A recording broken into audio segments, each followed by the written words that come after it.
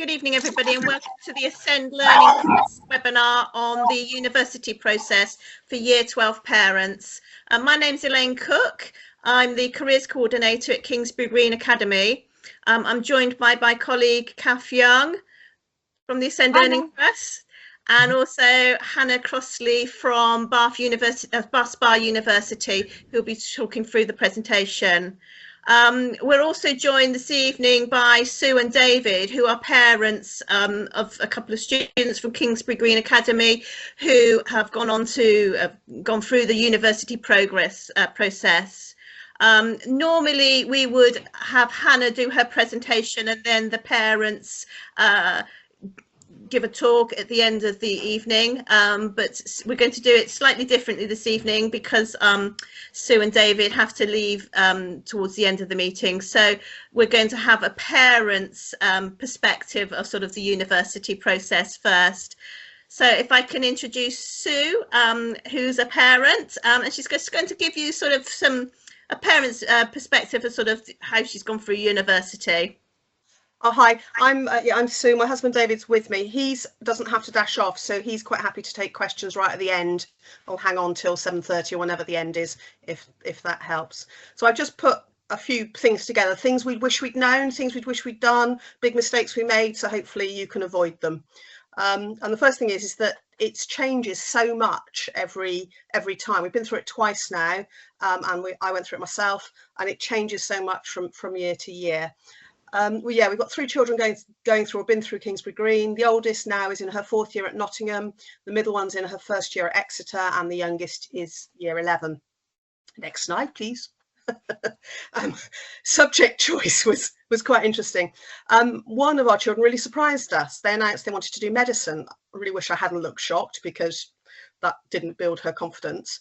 But there's no experience of any medical background in our family. I mean, I've got a brownie first aid badge, and that's really literally about it.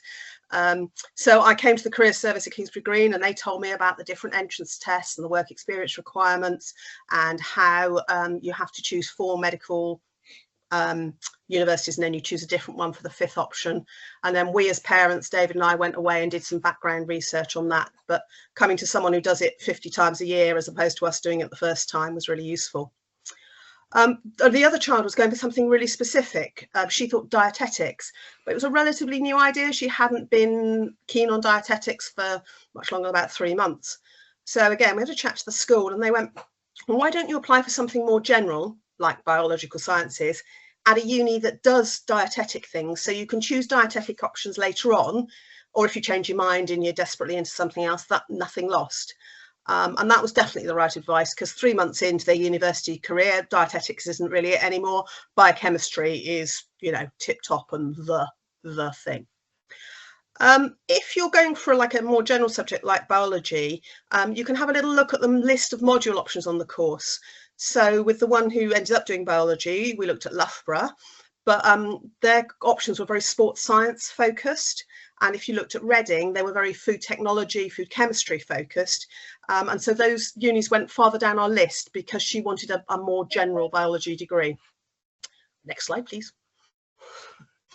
One of the things I found out from a friend, which was really useful, is that you can visit universities when it's not an open day, because all the university open days that we were interested in seemed to be on the same 2 Saturdays in June, and that didn't really work.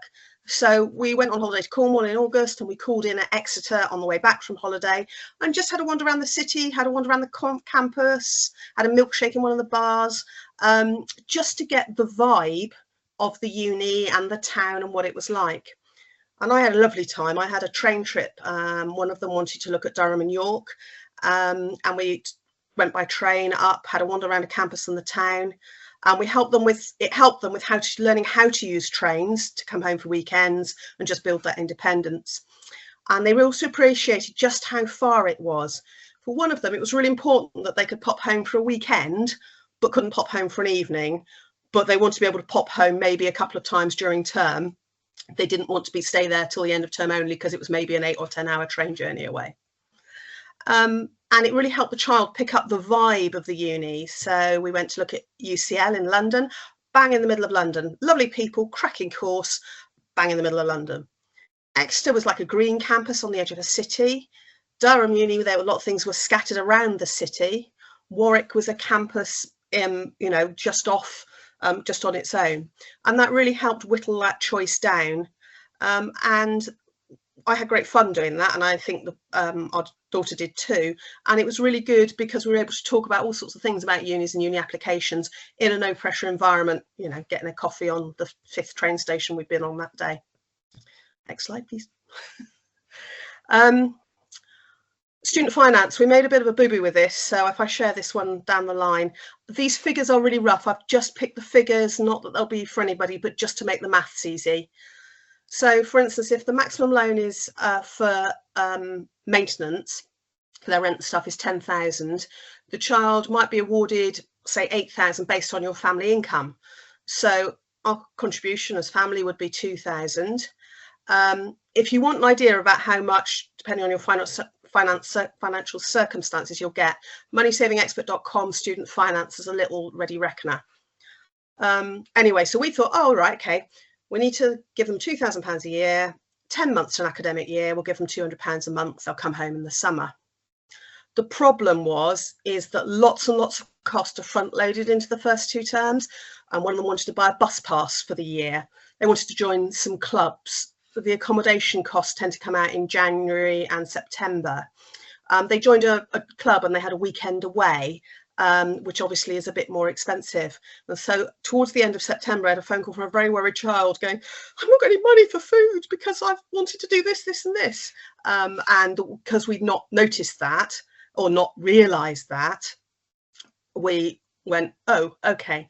So we had a chat with some friends and do what they did. And the idea they found, which we found works quite useful, was that we get the thing of how much we're supposed to support them with, and we give it them half in September and half in January, because the first 2 terms are longer, the summer term is shorter and cheaper, and that seems to work out quite well. We haven't had anyone ring us up in tears saying they've run out of money, which is always useful. And they still had a little bit of savings to go with. They saved up from summer jobs and things like that. But yeah, that was something we really wish we'd done beforehand. That would have saved the child a lot of angst. Next slide, please. I was also to mention about how we keep in touch. Just through 6th form, we just, as we're chatting, talked about likely feelings. Like at the moment, I'm sort of like, oh yes, everyone's gone back now. It's a bit gloomy and dark in January. I expect people are feeling, you know, a bit wobbly. And talking about those tricky spots in a low threat way through lower and upper 6th was really useful. We chat through, asked them what strategies they thought would work for them, you know, go outside every day, go and buy coffee, join the football team, whatever it was. Somebody told us a really good gift for your student is a door wedge and some biscuits. If you've got a wedge to wedge your door open, and people know that you've got a supply of chocolate hobnobs, was the suggestion for our children, because they like them, whether people would share them round, and that people would know that you've always got in your room, you've got, you know, you're the person that's got some nice biscuits and a cup of tea, and that was a really good way to make friends. And if your door is wedged open, people know that you're in there and willing to chat. If you've got to work, you can shut your door, but it just makes it a lot more friendly rather than a corridor of shut doors. We also picked up from a friend of ours, which our children have said was really good, is they joined like the club was their passion, like swimming or the choir or whatever, but they just joined a random club or 2 where they didn't think they'd be there all year, but it was somewhere where they would chat. So one joined the board games club and one went on the walking club, because it was a club you do and you go and meet people and you'd have a chat and for a couple of hours and then you go away, and if you never saw them again, that was fine, but if you made friends, that was a good thing to do. One thing we've been doing this term is that one of them is mad on Traitors. So when Traitors is on, we watch as well, even though I'm not that shot on Traitors. We're there on our WhatsApp and we have a little, you know, WhatsApping backwards and forwards. Oh, I wonder if they'll spot that one. And just as a way, a low stress way of just keeping the chatting going and having a contact. One of ours likes word games, so they do Wordle every morning and send it to me, and when I remember, I do Wordle and send it back, and that's just a nice little way of doing it. We thought really carefully for our first one about whether we visit them after sort of 3 weeks-ish in the first term, or they come home and visit us. and that just depended on the child. One I know has said to us now, because it was just after the pandemic and a little bit horrible, that if they'd come home, they were finding it so hard they probably wouldn't have gone back again, whereas the other one was completely happy to come home and turn around and was having a great time. So you know your kid, but that was something that we were advised to think about, and that was really good advice, and I'm glad we did. Next slide, please. Was that it? Yes. Brilliant. Well, thank you. That was David will be around at the end to pick up any questions, but those are the things that we wish we'd know. All yours. Well, thank you, Sue. That was, I think from a parent's point of view, that's really good sort of advice that you've given, and hopefully parents, you might be able to sort of bear some of these strategies in mind, sort of if your student's going off to university. I did forget at the start of the meeting, we are recording this, so we will send out a recording of the evening, and also the presentation slides to you, so we will. So without further ado, I will hand over to Hannah. Thank you. Just want to say that was really, I agree, that advice was so authentic, it was brilliant, so nice, amazing stuff. I hope, I cannot tell myself, but I hope my PowerPoint is now on show. Yes, it is, Hannah. Thank you. So I'm hoping I'll be able to help go through the kind of application journey for you all this evening. So yes, I'm hoping in the for the remainder of the time to kind of go through the benefits of going to university, looking at top tips for how to choose the right course in university, understand the UCAS application process a little bit more, looking at some of those deadlines, and also getting an insight into student finance as well. So to start off with, so the first thing wants to look at is just why continue studying higher education. Why is that an option to look into? And sometimes it's purely because your student has decided to pick a career that requires them to go to university, or it means that they can continue studying a passion of theirs. This could be one that's inside, like they're already studying in school, or maybe something outside of school. They know they really enjoy it and they just want to learn a bit more about it, gain some confidence in it and some skills so that they can then go into the world of work with it. Another benefits are the facilities and the experts. So the academics that are teaching the students, they are all experts in their field. Some of them are still practicing in the industry. So they bring in all that up-to-date knowledge. They bring in those links through live projects, through guest speakers, all that kind of stuff. And they also, universities as well will put time and effort into getting state-of-the-art facilities as well. So if we think of University of Bath, they are, and places like Loughborough, they are very not sport mad, but they are brilliant at sport. So they've got the best facilities. You know, you had the England ladies rugby team training at the University of Bath before they went into the World Cup. We are a very creative university. We pride ourselves in those subjects, so we've got state-of-the-art facilities for our film and TV studios, which the BBC have used. So each university will have their unique facilities which will align with the course that your student chooses. And then the other big benefit is just the lifelong skills that the students will develop. Independence, whether that is, you know, moving away or even staying at home, having to kind of be motivated to do that self-study, to get that those deadlines, you know, to get those assignments in, to go and join as a team or a club as well.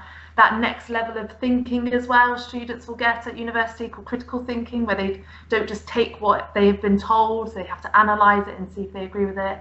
Teamwork, time management, problem solving, all those key skills they'll get at university.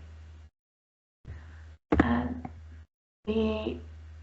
finally, the two other benefits of going to university are just the opportunities. So like I've already said, the academics bring in opportunities. It might be, you know, working in the summer, or it might be the live briefs that I was on about. We had students working for Glastonbury, the festival and event students. But there's also the professional placement year. Every university will offer a professional placement year. So that happens between the students' second and third year. They get to find their placement. It can be in the city that they're living in or studying in. It could be one back in Wiltshire. It could be anywhere, here or abroad. They find the placements that they want to do. The careers team at the university will put that in place for them, and then it's their chance to put in all that knowledge they've been learning, put it into perspective, use it in a practical sense. It can also confirm as well that that is the career that they want, or actually it might be, oh no, I'd still like drama, but I don't think I want to be a drama teacher anymore. So it can, you know, it's really good in that kind of preparation as well for after they graduate. It helps them stand out on their CV. It shows that they've already been developing the skills ready for after they graduate. And sometimes as well, if they make a big impression on their placement year, they're sometimes offered a job for when they graduate as well. So that's another big benefit, opportunity that they can get at university, which they may not already have. And then studying abroad as well. So every university will have partner universities worldwide, and they can spend half a year in their second year usually studying their subject in a different country. There are bursaries and grants, so universities will have pocket of money to support them with undertaking that study abroad scheme, as well as the professional placement year as well. Universities might have professional placement bursaries too. I should have mentioned that. But yeah, back to studying abroad. So they get to do their subject and look at another country's perspective on it. They'll learn it all in English, and they'll do their assignments in English, and then they'll pick up the language socially maybe. Again, another big benefit as they really stand out. So although it's a brilliant opportunity, not many students undertake it because it requires a lot of confidence. So it will really help them shine, and it will just increase their knowledge as well and confidence. So definitely something to think about as well. So once your student has decided, right, yeah, I want to go to university, I want to go and study at university, they now need to think about, well, what do I want to study? What subject for me? So they may already know the subject that they want, but they really need to consider, you know, what do they enjoy day to day? Because it's going to be their career, they've got to enjoy it, you know, and then have a little look. If they really enjoy that subject, could they go on to different job sites, career sites, speak to the careers advisors, find out different job roles within that subject area, have a little look at the pathways to get to that job, think about their career goals, and the qualifications required to be to go into that role as well. So once they've decided on their subject, had a little think about the careers in mind, they then need to decide, right, well, I'm going to go to university, I'm going to go and do history because I like the idea of being some sort of historian or doing something in history.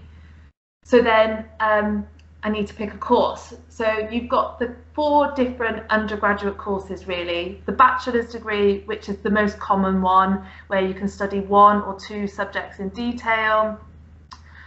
It can be a Bachelor of Arts, a Bachelor of Science, Bachelor of Education. The different bachelors basically are for what underpins or what are the principles, foundations of the course. So a Bachelor of Physics, Biology, Psychology, they'll all be Bachelors of Science, but a lot of the cultural arts like history or English, drama, they'll all be Bachelor of Arts.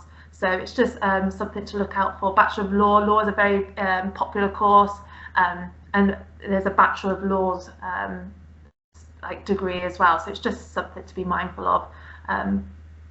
So yeah, bachelor's degree is the most common one, where you can study 1 or 2 subjects.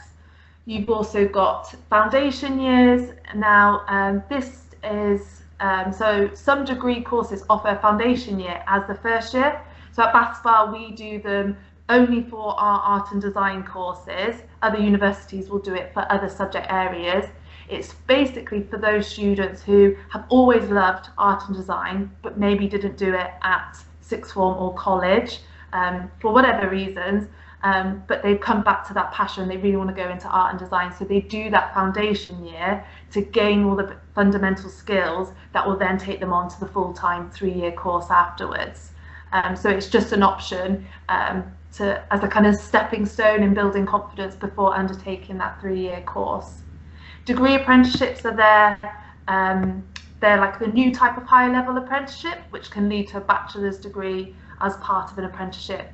So these courses are a good fit for students who want to gain work experience rather than studying full time at university, but would like to achieve the same degree status as well. They will require, and lots of students forget that it does require you to fill in a CV, like complete a CV, you know, attend an interview. It is kind of like going for a job. It's not the same as going for a bachelor's degree, the typical bachelor degree. And then conservatoire courses, they are for those who are looking to study performing arts. So they are the more performance-based than you will find at a university or college, but still backed up by academic study. So those courses are available in music, dance, acting and musical theatre at the kind of undergraduate level, so your first degree after leaving sixth form or college, but as well as postgraduate as well, so your second degree after the first 3 years. So they're the different types of degrees to choose from. So for example, someone doing a subject like history would possibly choose the bachelor's degree, the usual one. And then it goes to, right, well, where do I go? What course do I look at? And it was really great that Sue mentioned about the modules, because every university will have academics from a range of backgrounds. So history, for one, is a course that looks very different amongst many universities.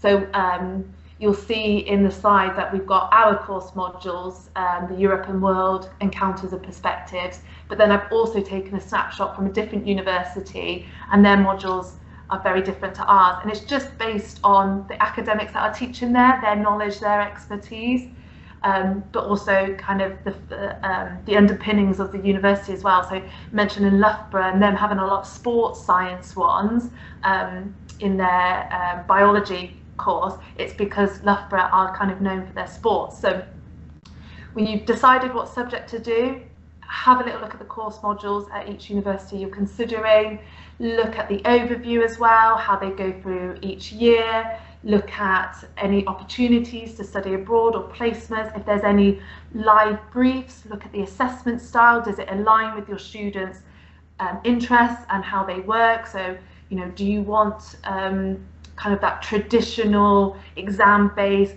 bookworm, lots of reading assignments, or did some universities are trying to promote authentic assignments, so where they're doing assessments that are very much aligned with what they would be doing in industry, so project proposal reports, presentations, that kind of stuff.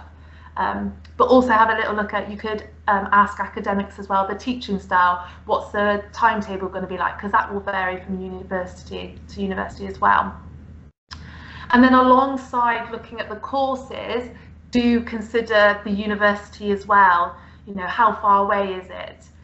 Do you want to be do you want to go to a smaller university where things might be a bit more close knit, or do you want to go somewhere like University of Bristol where there's like 40,000 first, second and third years, which has, you know, there's a benefit of that as well, being in the hustle and bustle of a big university like that. Do you want a campus-based university where everything's all in one space, or do you want a city-based university where you're getting the bus from one building to another and grabbing a coffee on the way? So like Sue said, it's very important to go and visit the universities and get a vibe for the settings, because then you get a real feel for it as well.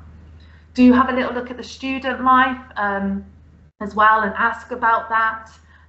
You know, either there's platforms like Unibuddy, or each university webpage will have a pop-up where you can speak to the students on their webpage and ask about the life in the city. So that's a big thing to consider, because that will be their home for the 3 years.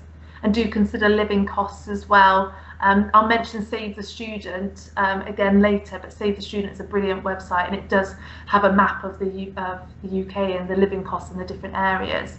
But just things to consider, as well as the course itself at the university you're going to.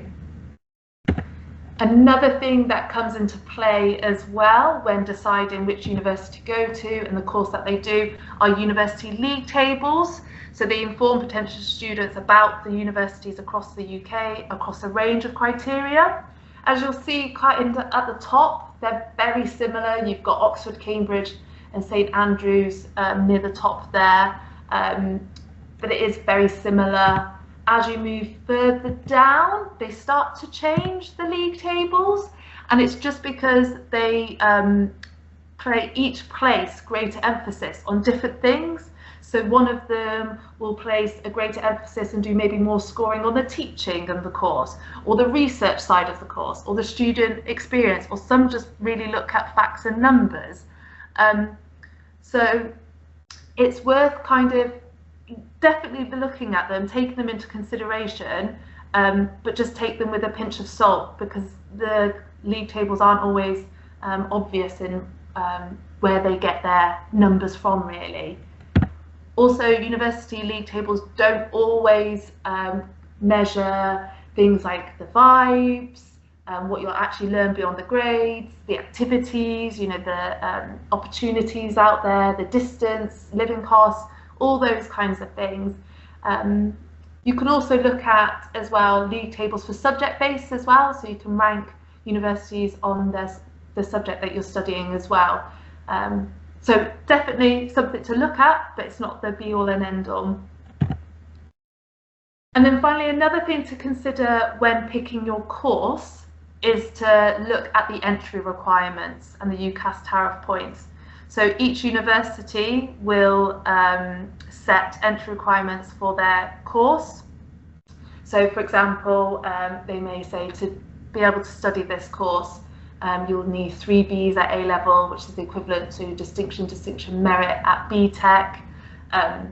We also accept T levels as well, and each university will have, depending on the academics, depending on their course, will have various entry requirements. Some also don't accept all qualifications as well. Some aren't accepting BTECs either. If you're studying A levels, they're accepted across the board, to be honest. And then tariff points are basically where they take the qualifications that are studied at sixth form or college and translate them into numerical value. So this numerical value is used by the universities to assess whether the student meets their entry requirements for a particular course.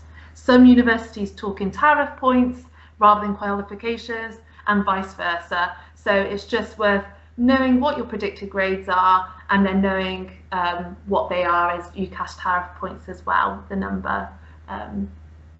That's another thing to consider. Because we always say as well, when you come to applying, you're applying for a course, you can apply for you've got 5 choices. One of them could be like an aspirational choice where the entry requirements may be slightly higher, and then it's always good to have like a reserve choice or an insurance choice, so maybe the entry requirements are slightly lower, so that if on results day you've got flexibility there for where you go to. And then to help as well with that decision are UCAS events and open days, or like the careers fair that Kingsbury Green put on. So that's where students will go into a hall, into an exhibition hall or sports hall, and they will speak to all the universities that are attending. They'll be able to ask questions about the course, about student life. They'll also be able to compare, the courses as well, the different stands, compare apprenticeship options as well, all different kind of career pathways. And then you can also listen to kind of like talks as well about kind of with advice too on kind of personal statements and that kind of stuff. And open days are a great big thing. They usually run, so we've got one in June to be fair, but a lot of them are in September, running through till Christmas. But like Sue said, you can go onto a campus at any time really. The only thing with an open day is that you are more likely to be able to, you'll get course talks, you'll get a welcome talk, you'll be able to tour inside the accommodation and have a little look, you know, in more detail, in more depth. But do have a little wander. Some might even have random talking tours as well. I know at BASPAR you can opt for a talking tour, so you won't get to be inside a kind of workshop, but you'll still get a guided tour of the campus. So do have a little look at outside of those open days as well. And whilst you're there, take a trip. If you are attending an open day, make sure you take a trip into the city. Like Sue said, you get a real vibe of what it's like to live there. And just to make sure to ask lots of questions, have lots of questions prepared as well, do the research before attending both, just to get everything confirmed. So you've done your research, you know, the student knows what subject they want to do, they know where they want to apply, so they go into submitting the application. So applications go to UCAS. It's a website that's taking all the applications. The process opens in May, but really you cannot submit until September. So although you can start working on it in May, the student can start working on it in May, really you cannot submit a completed application until September. Now these dates are for the current year 13s, so not for the year 12s, but the days, the months, they are very similar year on year. I believe they're the equal consideration deadline for your year 12s, year 13s is earlier in January rather than towards the end of January. Got that at the conference last week. So yes, so September is when they start applying. There is that earlier deadline in October for specific courses like medicine, dentistry, veterinary science. And then for all remaining courses, the deadline is in January. And then UCAS Extra is, runs between February and beginning of July. If you included 5 choices on your application, have received decisions from all 5 and weren't accepted, or if you've just declined the offers you received, you'll be able to use Extra. It's just another chance for you to gain a place at university or college. So just extra flexibility there. And then June is the very last date for applications for clearing open. So then you would be, if you've missed the January deadline, you are then having to kind of phone up the universities individually to see if there's spaces, to be honest. So it's good to get that application in before, it's usually before the December Christmas break, because then it gives time for the sixth forms and the colleges to check the applications before that January deadline. Submitting the application is pretty simple, to be fair. So this is an overview of what they'll need to include in their profile, which is just the one part of their application, in addition to their choices and personal statements. So they'll have to put in things like personal details, their contact and residency details, finance and funding, so if they're using student finance or not, any supporting information that the course needs to be aware of, any support with learning, there's more, which can also go in the more about you as well, qualifications, so the predicted grades, any kind of part-time work as well comes under the experience. Extra activities that you've taken part in, so it could be like a summer school or anything like that would go in there, anything quite educational specific would go in the extra activities bit. Then they add their choices, so they have a maximum of 5. So making sure you've chosen courses that are attainable, as well as and achievable, but also having some aspirational ones as well, like I was saying with the entry requirements. Just to bear in mind as well, though, if the student is studying medicine, veterinary science or dentistry, then it's 4 choices rather than 5. If any courses have any extra admissions tests like medicine and assessments, they'll pop up in blue on the choice card, and then you'll get more information on how to deal with those through the UCAS process. So there are 4 steps to the submission process. Your student must complete their profile and personal statement, enter their choices, review, and then submit it. So there we are, there's the 4 kind of, so yeah, choices, profile, personal statement, review it, and then submit it. So when the application has been submitted, it will go to Kingsbury Green for it to be checked, and for their tutors to add their references for the students. And as I said, the schools tend to have a deadline before the Christmas break, so there's enough time to do all of this. And then the school will submit the application to UCAS. Now the personal statement. So any parents who've maybe got students who have already gone to university may have seen the personal statement. It's kind of called the old personal statement, and we've got a new one coming in, the 2026 application. It's not scary, it's not massively new, the content is still very much the same. It's just that rather than it being one longer piece, one prose, it's been separated into 3 questions. So UCAS just wanted to make the process easier and more structured for students. So these new questions should help give them a starting point to talk about themselves and their achievements, and helping them to give strong examples to prove they're a good fit for their chosen course. So we're really trying not to say like, oh, it's the new personal statement, because to maybe some of these students, it's not, because they've not seen the old personal statement. So the 3 questions will be there to help them to scaffold their answers and ensure they include exactly what universities and colleges want to see. Each answer box so each question will have a minimum character count of 350 characters, which will all be labelled when you start typing into the question answer boxes. It will count the characters, but it's also worth just doing drafts of your personal statement in something like Microsoft Word, where there's a word count as well, or a character count before then, and checking it, rechecking it, rereading it, and then copying and pasting it into those 3 question boxes, 3 answer boxes. So there's a minimum of 350 in each box, characters, and then the overall maximum character count is still 4,000, including spaces.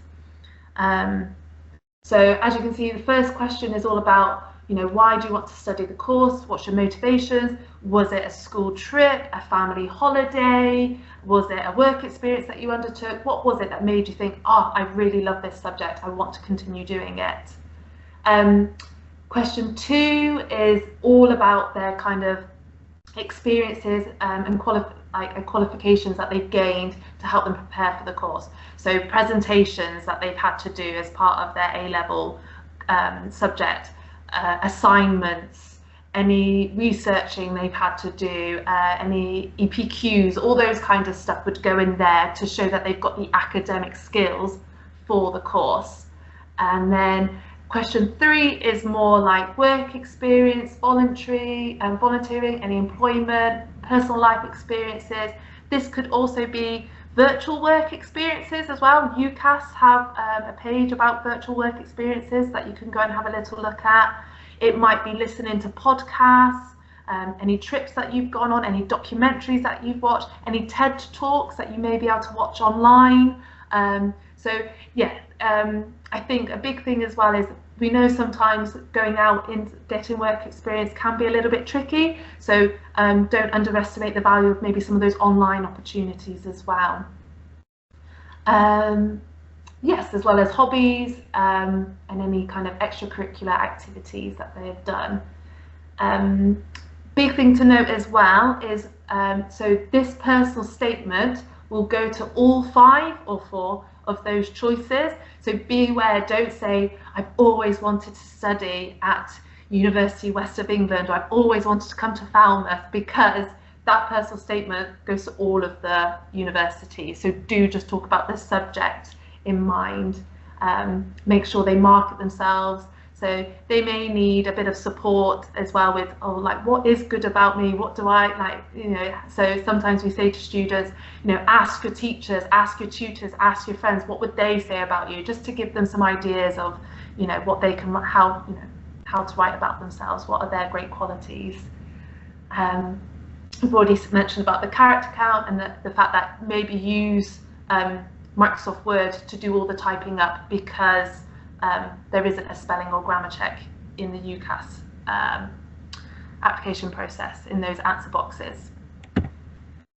So just to reiterate the key facts, so to start an application, the students will need to get a UCAS account. They may already, so once they start in year 13, it may be something that they will already do. You can register for a UCAS account at any time, which is recommended to do it whenever, as early as possible, because then they'll have access to all their guides, information. They have little quizzes on there as well to help them with finding their pathway and finding which subject's right for them as well. From May, they'll be able to start their application, but it won't be until September onwards that they can actually submit it with all parts completed. They'll have up to 5 choices, just as a reminder, and they're studying medicine, veterinary science or dentistry, then it's 4 choices.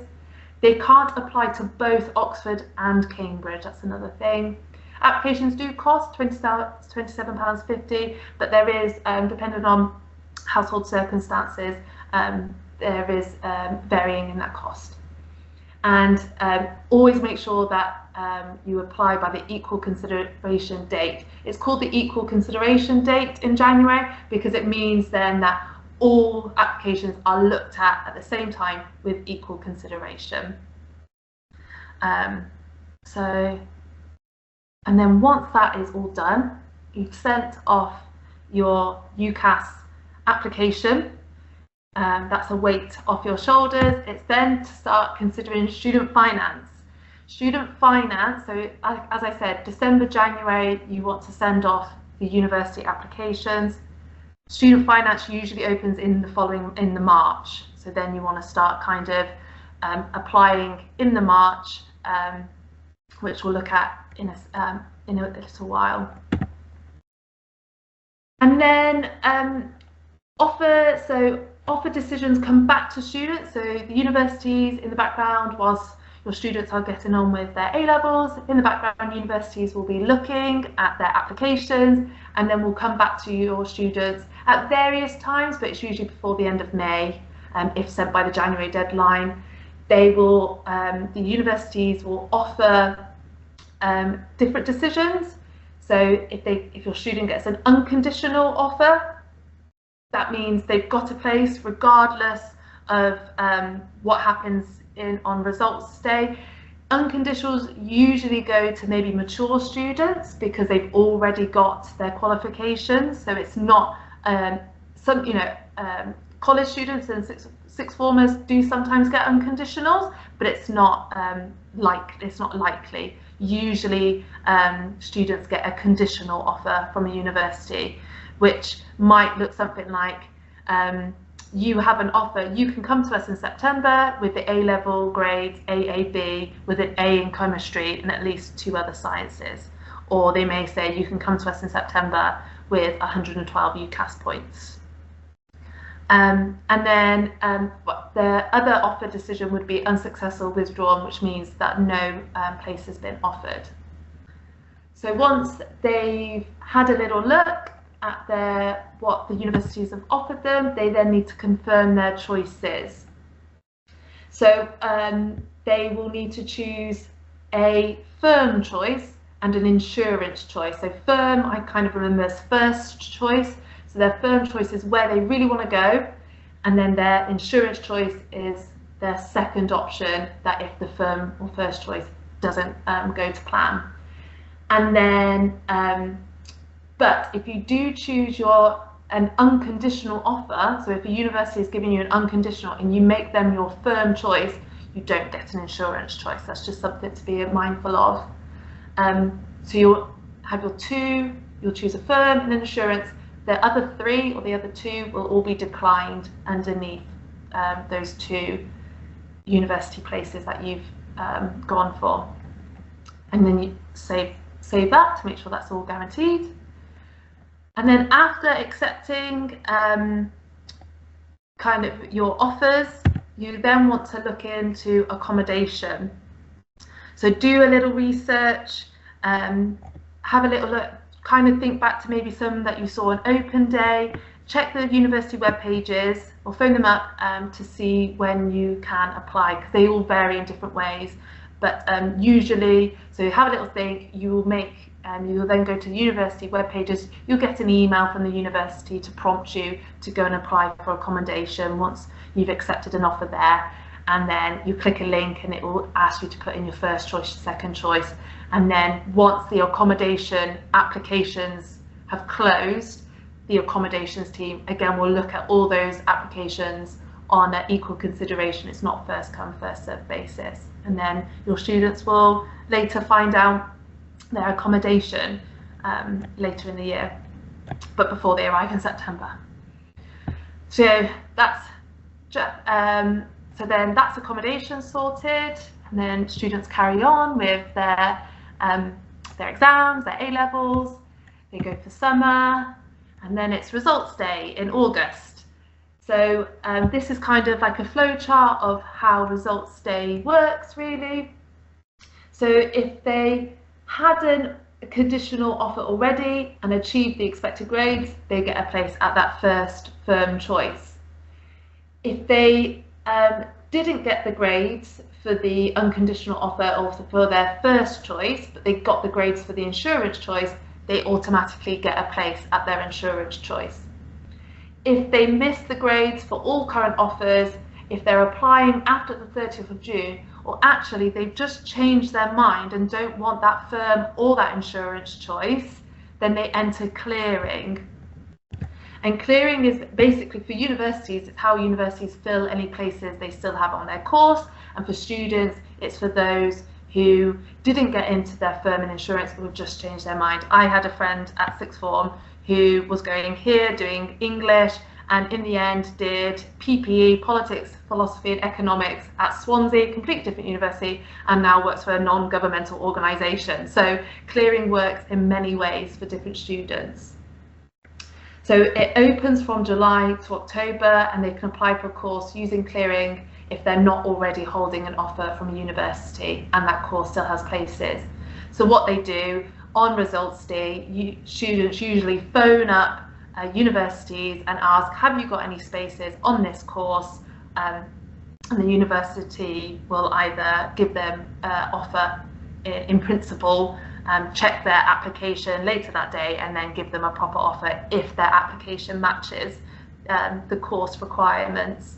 UCAS will have like lots of support about clearing on those days. They also offer Clearing Plus, which is if you sign up to it, UCAS will personally match them to courses that they may be interested in using on the information from their application.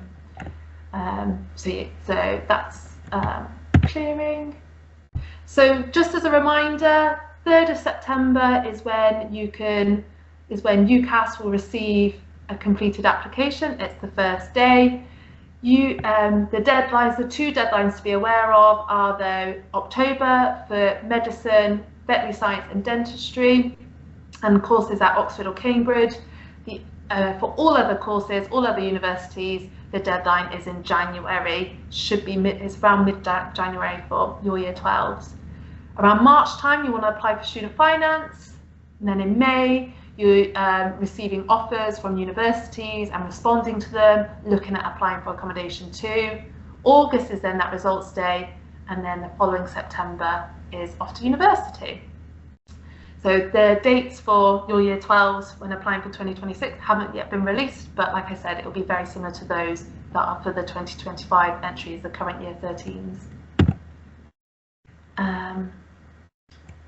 And then student finance. So just to be aware that student finance needs to be completed by May, before May, that's why we suggest March, so then the money gets into your student's account ready for the start of September. So now kind of a whistle-stop tour into student finance. So your students will get financial support going to university. So there's both repayable and non-repayable support available. The repayable support is the student loan, which is made up of the tuition fee loan and the maintenance loan. Both together make up that student loan. And then the non-repayable, so we will look at both, is where your students are granted bursaries or grants or scholarships that they don't need to pay back. We'll look at the repayable ones, the student loans, next. So the tuition fee loan, which makes up one part of that student loan, goes directly to the university to cover costs. The student loans company pays this directly to the institution your student is going to. It covers things like wellbeing services, graduation ceremony, the libraries, the computer rooms, the labs, the studios, all the admin costs, all the equipment, all that kind of stuff, the lectures, the seminars. That's what the tuition fee loan pays for. So it's available to everybody. If your university is charging the 9,250, although it does go up, it will go up. The student loans company will cover that for all 3 years. The students don't have to pay anything upfront with the tuition fee to the university. The other part of the student loan is the maintenance loan. And then this loan is directly paid into your student's bank account at the start of each term. It's usually September, January and April. And like with the tuition fee loan, the maintenance loan does need to be paid back after the student has graduated. We'll look at that in a second.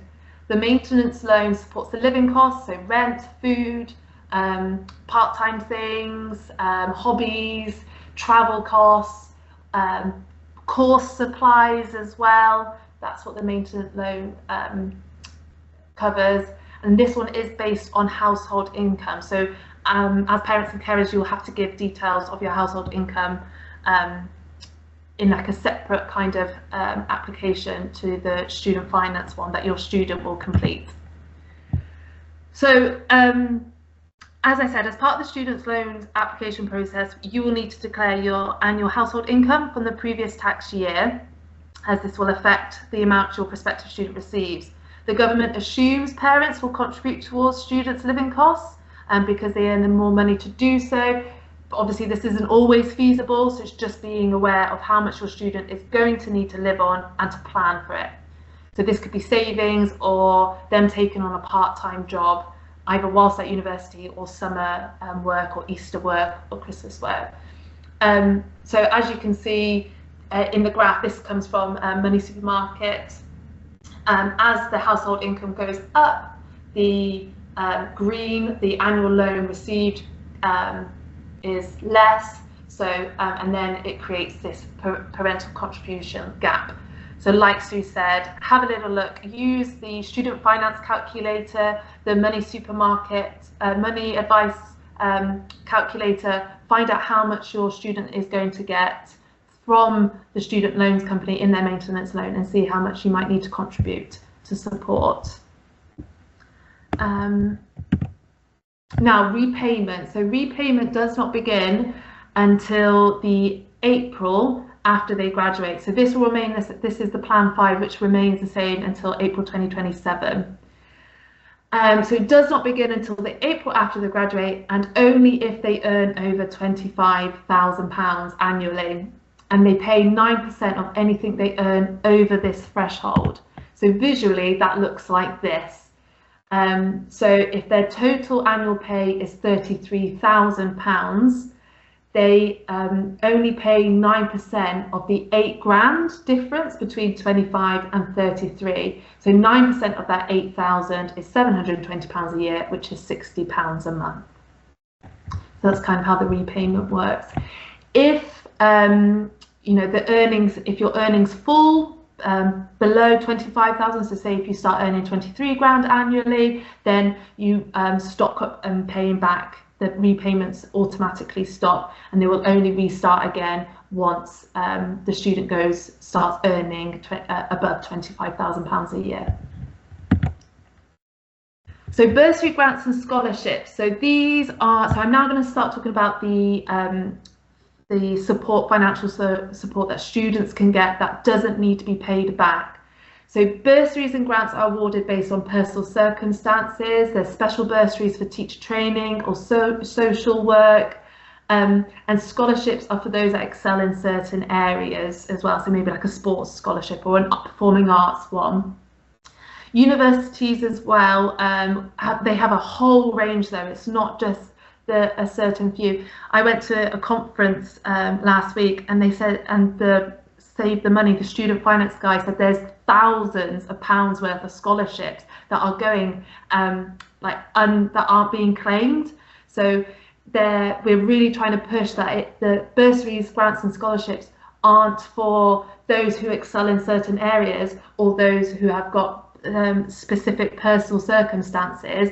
There are a whole range of them, so do have a little look at the university web pages that your student is going to. We've got an undergraduate scholarship that goes for any student who exceeds their predicted grades or get AAB. Every university will have something like that. Look at grants, search, turn to us, look at charities and what they're offering. Scholarship Hub, please go to this one. It shows all the different scholarships that are out there.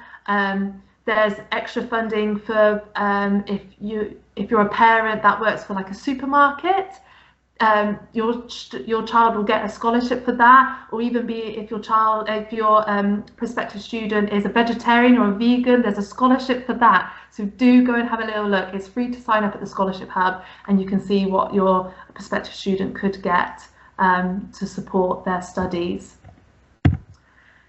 These are 4 groups of students that will get extra help from the government, again, that they do not need to pay back. So disabled students with a disability, this can be physical disabilities and mental disabilities. They will receive money from the government to support with specialist equipment, software, a non-medical helper, anything to help with your studies like printing credits, travel, books, extra time, anything like that. Students with children will receive grants like the childcare grant or the parents' learning allowance. Care leavers entitled to the maximum maintenance loan.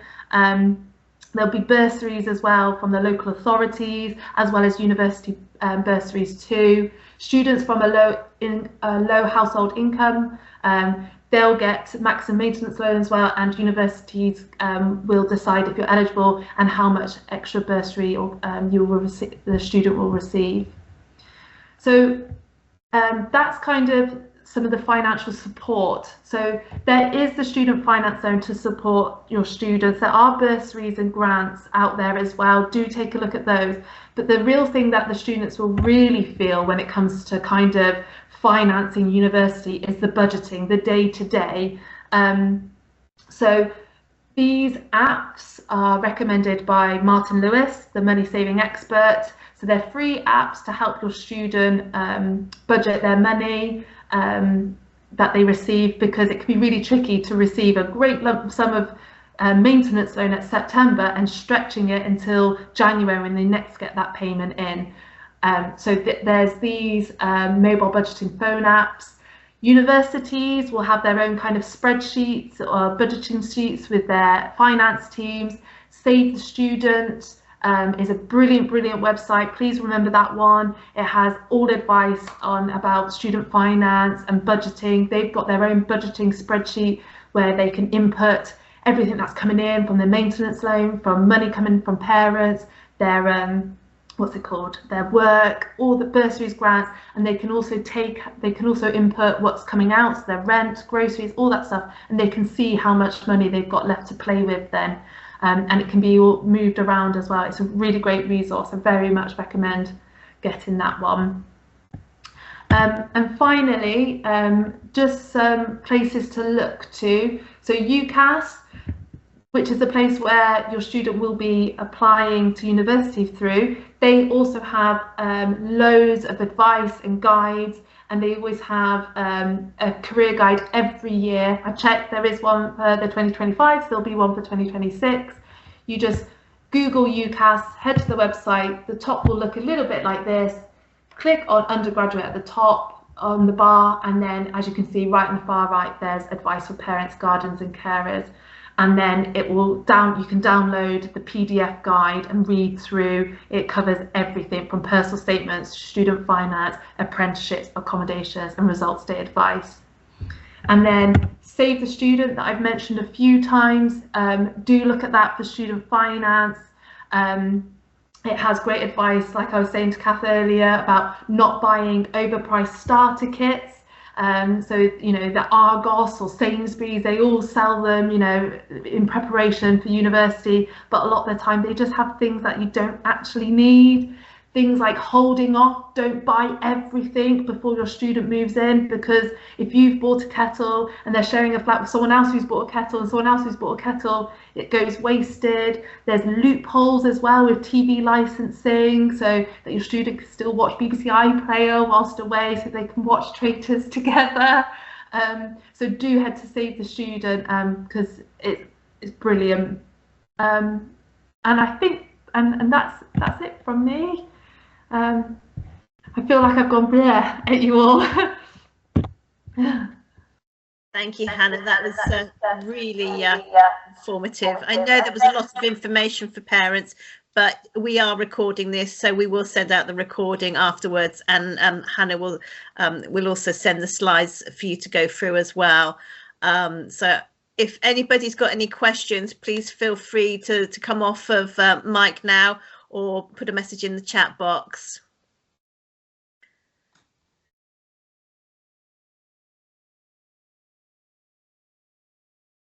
Just while we're waiting, if anyone's typing, thank you so much, Hannah. It's just really informative. I tried to put some of the links that you mentioned in the chat, so that might be available if anyone wants to click and find those links before we exit the call, and some other tips and advice. Yeah, so thank you. Really, really, really useful. Oh, thank you.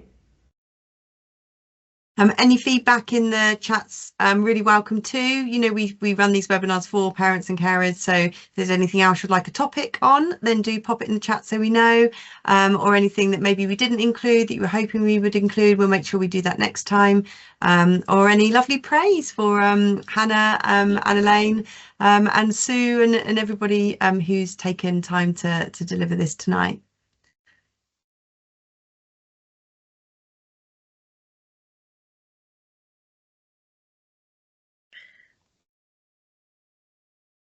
I don't think we've got any more. Has anybody got any questions? I've stunned them into silence with the train of chatting. I mean, I can personally say my son's just going through he's in year 13, so going through the university application, and I know I found this. We did this chat last year, and it's invaluable. You know, I've picked up so many tips to sort of help support them through the university process. So, you know, I should be probably in Sue's position this time next year to sort of give you my advice regarding that. Experience of once they're in the university. So, you know, as careers advisors, you know, we are sort of be able to sort of give advice, sort of living advice really on things, all university links. But if you haven't got any more questions, I will close this meeting now. And as I say, I will send out, we will have the recording on our careers website, which is Alt Careers. So you can have a look at that at leisure along with the slides. But I do thank you very much for your time. I know we have overran the meeting today, but hopefully you found it informal. Okay, thank you very much, everybody. Thank you. Good night. Thank you.